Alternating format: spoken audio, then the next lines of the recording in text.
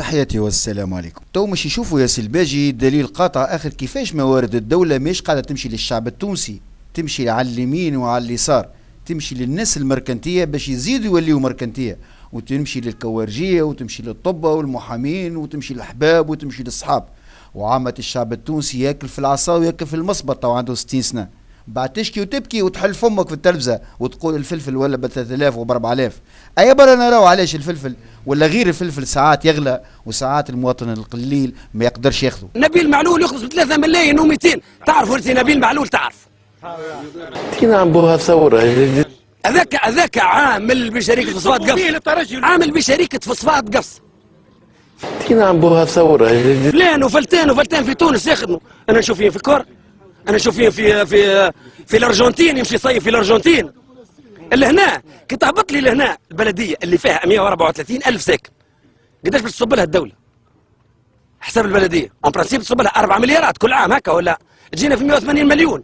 كي نعملوها ثورة. وكي العاده حب يفتيها سي نبيل الغدوه اللي في برامج تلفزيونيه اخرى وقال انا ما نقصدش، حتى ما تقصدش هي في قلبك وفي عقلك وفي تفكيرك، لانك كنت تنهب في المال العام عبر الجامعه وعبر الفريق القومي وعبر صفاقس قفصه، والله اعلم ايش ثم اخر مخبي تحت الطاول. وباش نختموا ونسمعوا مع بعضنا كي الضحكه الصفراء متاع معز بن غربيه اللي كالعاده يشعل في النار ويصنع في الفتنه ويبث في الكراهيه في البرامج نتاعو، ويبدو انه السيد هذا مسطر خط تحريري جديد. يا ولدي يا ولدي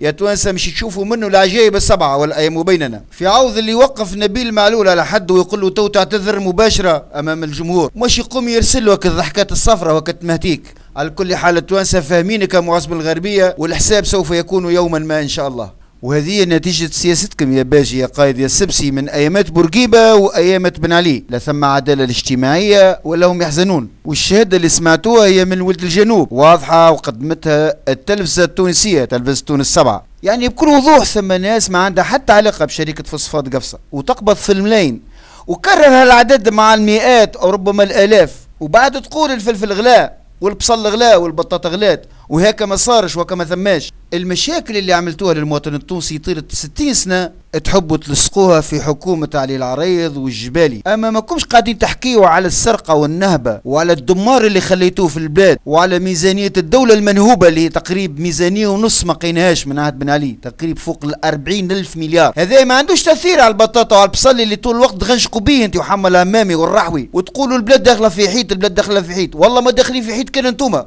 وباش نربط الأحداث بالفيديوهات اللي ريناها ونقولوا علاش بعض الأشياء غالية، لو كانت موارد الدولة موزعة بطريقة صحيحة وقانونية كان حتى الفلفل كان غالي شوية أو أي مادة أخرى غالية شوية، كان المواطن بالدخل متاعو ما يشعرش بالغلاء أو يتحملوا لفترات متفاوتة في السنة. وهكاكا ما نلقاوش ناس جهله كيما الباجي قايد السبسي والمنظر بالحاج علي وحمل العمامي والرحوي يحكيوا لنا على الفلفل العام 12 شهر، وقت اللي آلاف المليارات منهوبه في البلاد والدنيا مخروبه، وساكتين على اللي كان سبب، وساكتين على الاتحاد اللي شعل في البلاد بالليل والنهار وكأن شيئا لم يقع. تحياتي والسلام عليكم.